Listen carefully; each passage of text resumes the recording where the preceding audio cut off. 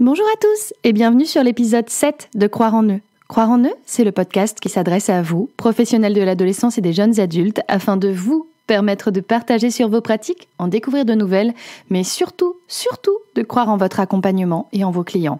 Parce que, quelle que soit la difficulté, ce n'est jamais une fatalité. Croire en eux, c'est le début de toute solution.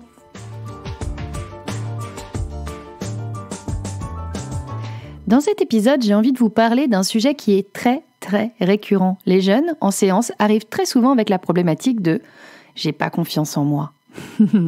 Et j'aime bien m'interroger sur ce sujet, parce que c'est quelque chose qui est très récurrent, qui revient très souvent.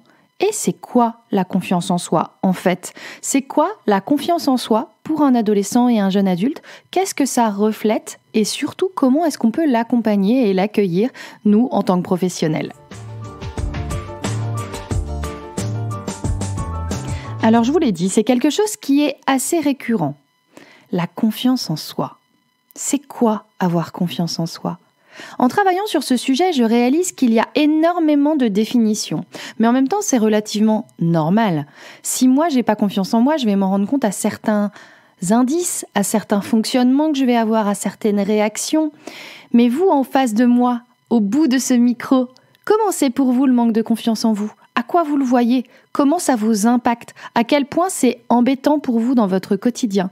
Eh bien, c'est un petit peu par là que je commence quand je travaille avec des ados et jeunes adultes sur le manque de confiance en soi. Il existe des dizaines et des dizaines de grilles de lecture. Lors de ma formation en coaching, on m'a expliqué que la confiance en soi, c'est la perception que l'on a de ce que l'on est capable de faire. Et l'estime de soi, c'est la perception que l'on a de qui l'on est. Et que l'un vient nourrir l'autre. En effet, quand on se sent capable de plein de choses, on s'aime un peu mieux. Et quand on s'aime un peu mieux, on se sent naturellement mieux capable de faire plein de choses. Je donne très souvent la métaphore du vélo. À quoi je sais que je suis capable de faire du vélo ? À quoi j'ai confiance dans ma capacité à faire du vélo ? C'est toujours assez intéressant à voir parce que tous les jeunes que je reçois me disent « je sais, parce que j'ai fait quoi ». Ok. Et donc, du coup, dans ta problématique là, qui va être, je sais pas moi, de pas être capable de dire non, ou de pas être en capacité d'aller vers les gens, ou de ne pas être en capacité de répondre à un devoir quand il est à faire, à ce moment-là, pourquoi t'es pas capable ? Pourquoi tu penses ne pas être capable à ce moment-là ? Qu'est-ce qui se joue ?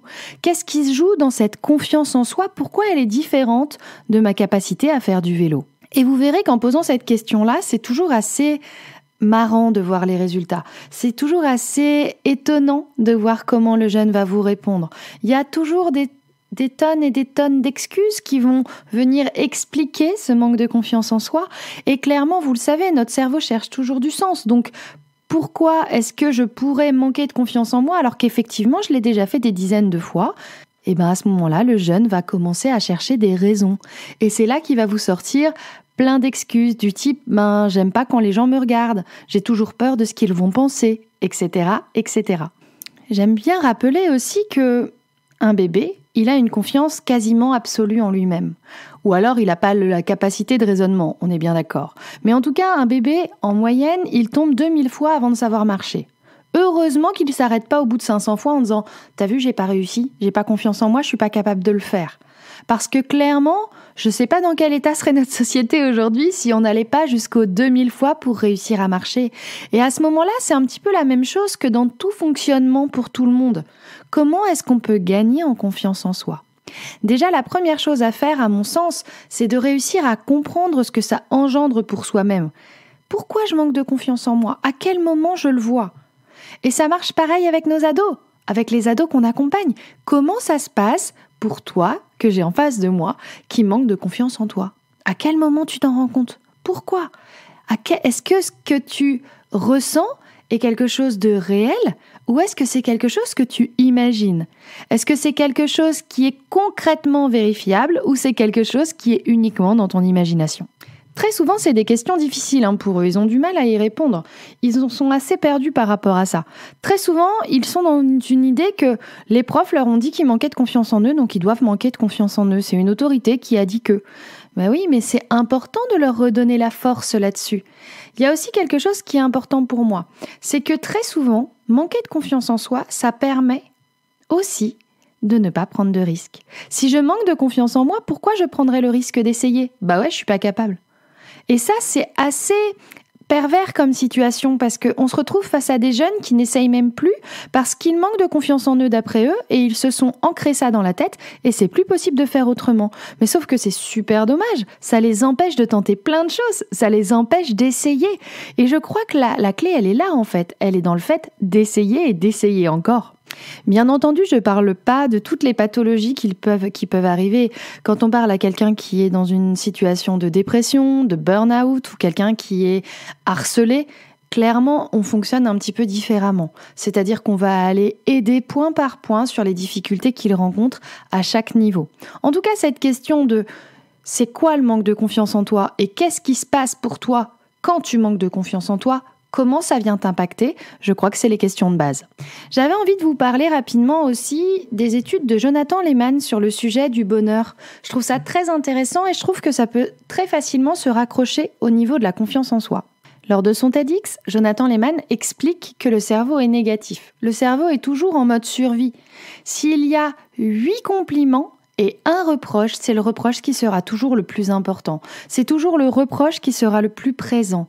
Quand on a une tendance à manquer de confiance en soi, très clairement, on a une tendance à voir tout ce qui ne va pas. Notre cerveau cherche du sens, je vous le rappelle. Donc quand il cherche du sens, il va chercher dans ces trucs-là tout ce qui peut se passer mal. Il va voir que ce qui va mal. J'ai souvenir d'une cliente que j'accompagnais qui avait une problématique de relation avec les autres. Elle avait du mal à se sentir entourée. Et en fait, quand on décortiquait avec elle, elle avait plein de situations dans sa vie où elle était super entourée. Elle était invitée 2 à 3 fois dans la semaine, elle allait au cinéma, elle sortait, elle vivait plein de choses. Mais elle avait cette sensation horrible pour elle de se sentir toujours seule et du coup de penser ne pas être capable d'aller vers les autres. Et c'était une grosse souffrance pour elle. C'était très difficile et c'est important de pouvoir les accompagner là-dessus et de commencer à leur permettre de voir qu'en réalité, c'est pas tout à fait aussi noir qu'ils ne le pensent. J'ai envie de le rapprocher à ce moment-là du niveau confiance en soi, c'est-à-dire que quand on travaille sur la confiance en soi avec les adolescents et jeunes adultes, c'est de réaliser que ce manque de confiance en eux, ça n'est pas sur tous les items de leur vie, c'est simplement sur certains items. Par exemple, ils vont manquer de confiance en eux dans leurs relations avec les gens autour d'eux. Par contre, à la maison, ils ne manquent pas du tout de confiance en eux. Et c'est important de le pointer parce que ça leur permet de détecter quel est le paramètre qui est identique en fait ou qui change et à quel moment est-ce que ça change pour eux. Je trouve que ça leur permet aussi de prendre du recul par rapport à ça et de réaliser qu'ils ne sont pas obligés de subir complètement cette situation de manque de confiance en eux. Jonathan Lehman nous explique aussi que le cerveau déteste le vide. Il a tendance toujours à se remplir tout le temps. C'est ce qu'on appelle le problème du moment. Comment est-ce que notre cerveau peut faire quand on manque de confiance en soi pour se remplir, à part en allant chercher des situations anxiogènes qui vont venir manifester encore davantage de manque de confiance en soi, qui vont venir encore davantage appuyer cette croyance que j'ai sur moi qui est que je ne suis pas capable de, ou que je ne m'aime pas, ou que autre chose en rapport avec cette confiance en soi. On y parle aussi dans ce TEDx de Jonathan Lehman de l'intériorité du cerveau. Tout ce qui se passe dans le cerveau est à l'intérieur. Très souvent, quand on a un souci, on se le retourne dans notre tête, mais c'est que quand on le raconte à l'extérieur qu'on réalise qu'en réalité, il y a d'autres solutions qu'on n'avait pas vues au départ. Eh bien, ça marche pareil sur la confiance en soi. Jonathan Lehman propose d'écrire. Ça peut être une solution pour les ados qu'on accompagne de pouvoir écrire ce qui ne va pas et ce qu'ils ressentent comme étant une difficulté dans leur quotidien. Et enfin, il y a une notion de Jonathan Lehman que j'aime énormément, qui est « la voix dans ma tête est une connasse ». Et oui, on a tous une petite voix dans notre tête qui nous rappelle un certain nombre de choses. Tu n'y arriveras jamais, tu vaux rien, c'est de ta faute, c'est toujours de ta faute, regarde, t'y arrives jamais. C'est le pouvoir en fait des sentiments négatifs. Ça prend une place dingue. Et les jeunes qui sont toujours dans le jugement des autres ou dans le jugement d'eux-mêmes, c'est quelque chose qui prend énormément de place. Et ça peut être très intéressant de leur parler de cette petite voix dans la tête qui est une connasse, parce qu'en général, ils s'y retrouvent souvent. Ça n'est juste qu'une grille de lecture et c'est juste une manière de leur parler en psychoéducation en fait. Il se passe ça chez certains. Est-ce que c'est ton cas ? Comment ça se passe pour toi ? Qu'est-ce qui vient jouer à ce moment-là ? Et ça peut être vraiment intéressant pour eux de s'en rendre compte et de le détecter. C'est aussi de détecter à ce moment-là toutes les croyances limitantes. Je ne sais pas si vous avez cette notion-là, mais moi je travaille beaucoup sur les croyances. Pour moi, dans mon monde à moi, il n'y a pas de croyances vraies et fausses. Il n'y a que des croyances aidantes et des croyances limitantes. La question est de choisir quelles croyances on a envie de croire en fait. Quelles sont celles qu'on a envie de voir nous accompagner dans notre quotidien. Et ça marche pareil avec les ados et jeunes adultes. C'est super important. En quoi tu as envie de croire? Qu'est-ce qui est important pour toi dans ton quotidien? Et surtout, qu'est-ce qui t'aide? Quelles sont les croyances qui t'aident au quotidien pour pouvoir te sentir mieux et gonfler ta confiance en toi?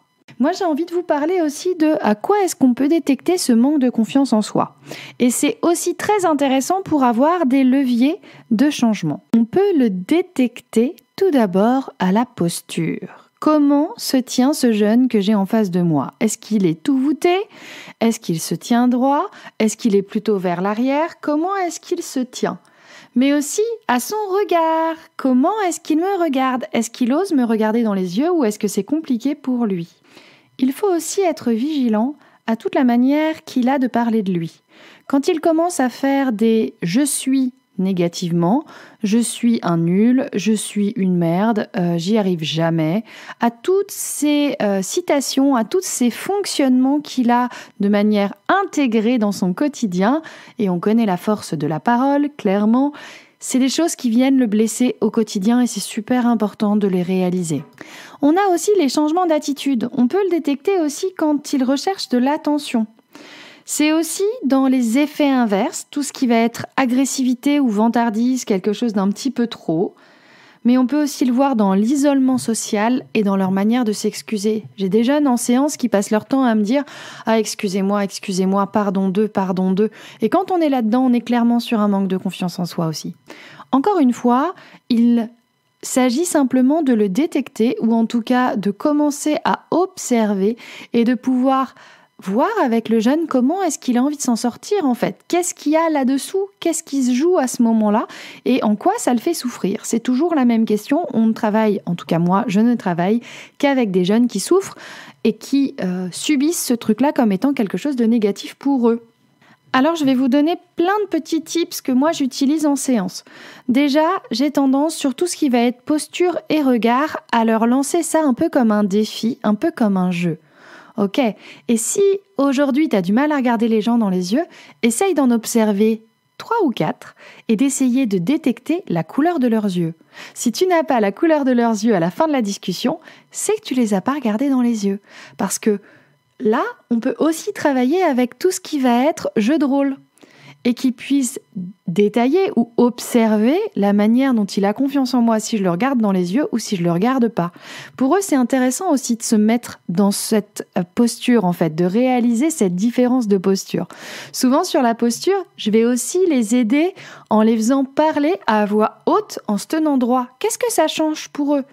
Et souvent, ils réalisent à ce moment-là que rien que de parler en se tenant droit, ça leur donne davantage confiance en eux. C'est marrant, tiens, ne serait-ce pas ce qu'on souhaitait? Donc je récapitule, sur tout ce qui va être posture, on va travailler par un jeu de rôle. En tout cas, c'est souvent comme ça que je le fonctionne, c'est souvent comme ça que je leur propose, ça marche ou ça marche pas, mais en tout cas, ça leur permet de commencer à entrevoir que les choses ne sont pas si blanches ou noires qu'ils le pensaient. Je vous en ai parlé un petit peu tout à l'heure, mais j'ai envie d'appuyer là-dessus, sur le côté dans quel cadre ils ont confiance et dans quel cadre ils n'ont pas confiance. C'est quoi la différence? Et en fait, quand je me présente en disant « j'ai jamais confiance en moi », c'est pas la même chose que quand je dis « quand je suis à l'école et que je dois présenter quelque chose face à mes camarades, à ce moment-là, j'ai pas confiance en moi ». Ça change complètement le paysage du truc. Ça permet de voir qu'il y a des moments où c'est possible. Et à ce moment-là, on peut s'appuyer sur leur réussite, sur les choses qui, parfois, par le passé, ils en avaient peur, sur certaines choses, certaines situations, des choses qu'ils n'osaient pas avant. Quand ils n'osaient pas auparavant, qu'est-ce qui fait qu'aujourd'hui ils osent? Qu'est-ce qui fait qu'aujourd'hui ils l'ont fait? Qu'est-ce qui a changé là-dedans? Et c'est intéressant pour eux de leur montrer qu'ils ont été capables et qu'aujourd'hui ils sont toujours capables et que c'est toujours possible de gagner en confiance en soi assez simplement. Il y a aussi toutes les techniques de croyances. C'est quoi les croyances qu'il y a derrière le manque de confiance en soi? Qui est-ce que tu connais qui a confiance en soi? C'est une question que je pose systématiquement aux jeunes. À quoi tu le vois qu'elle a confiance en elle, cette personne? Qu'est-ce qui se joue à ce moment-là? Et c'est intéressant pour eux de se questionner là-dessus aussi. De se dire, attends, pourquoi est-ce qu'elle a confiance en elle et que pas moi? Qu'est-ce qui se joue à ce moment-là? En fait, en leur expliquant tout ça, moi, j'ai l'impression que je leur donne des clés de lecture, que je leur donne des moyens de voir les choses différemment et aussi de s'autoriser à croire que c'est possible de changer, de s'autoriser à penser qu'il est possible de faire les choses autrement. Il y a aussi autre chose que j'aime bien utiliser, c'est les citations. Il y a Henry Ford, par exemple, qui a dit que vous croyez être capable ou incapable, dans les deux cas, vous avez raison. Il y a quoi de mieux pour la confiance en soi que de croire qu'on est capable?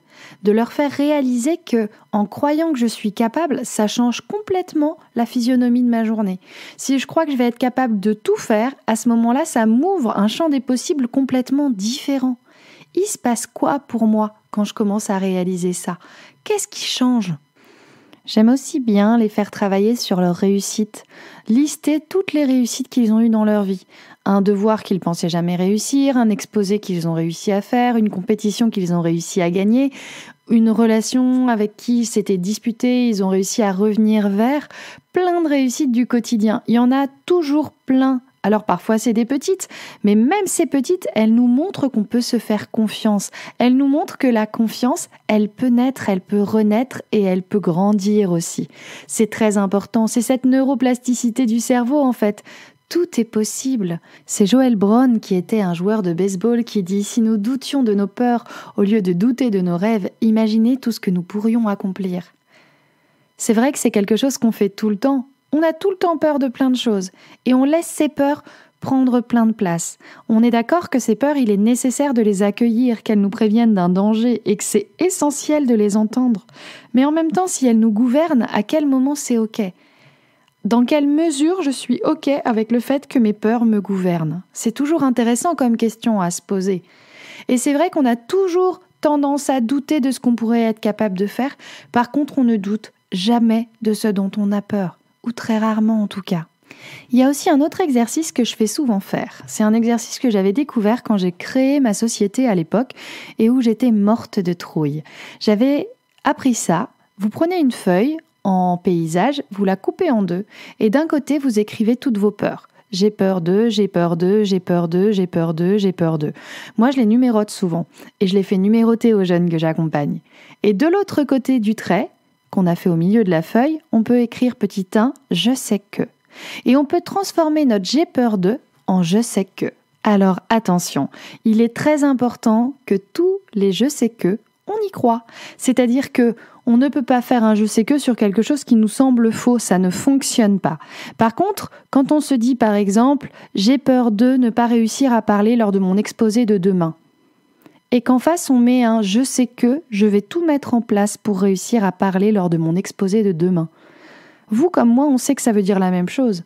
Mais dans mon cerveau, ça ne fonctionne pas pareil. Ça ne met pas à l'intérieur de ma tête la même angoisse. Et c'est très important. Je vais faire un espèce de petit rituel qui va venir couper au niveau du trait entre les j'ai peur de et les je sais que et de ne garder que les je sais que. Cette feuille de je sais que, je la fais souvent coller à un endroit qu'on voit tous les jours. Alors je plaisante en disant souvent dans le tiroir à chaussettes ou bien au niveau de la salle de bain, à côté du miroir, un endroit qu'on va forcément voir tous les jours et qui nous permet systématiquement de revenir dans ces je sais que, de les relire, de les relire, de les relire. Les jeunes, je leur fais souvent prendre en photo aussi et garder dans leur téléphone si jamais dans la journée ces j'ai peur reviennent. Mais si ils réussissent à le faire correctement, c'est souvent un petit rituel qui peut les aider et qui leur permet de changer leurs croyances, qui leur permet de croire différemment. C'est toujours très intéressant. Alors je crois avoir fait le tour de cette confiance en eux qu'ils peuvent ressentir, la manière dont je les accompagne. J'espère que cet épisode vous a plu. Je vous remercie de l'avoir écouté jusqu'au bout. Si vous l'avez apprécié, n'hésitez pas à le partager et à indiquer votre avis sur les plateformes de diffusion. Vous nous retrouverez sur les réseaux sociaux Facebook et Instagram, Croire en eux, le podcast, mais aussi sur un groupe Facebook privé, Croire en eux, le groupe, où vous pourrez partager sur les difficultés rencontrées et recueillir des avis et entraides bienveillantes et accueillantes. On se retrouve très vite pour un nouvel épisode interview. Je vous dis à très bientôt. Prenez soin de vous.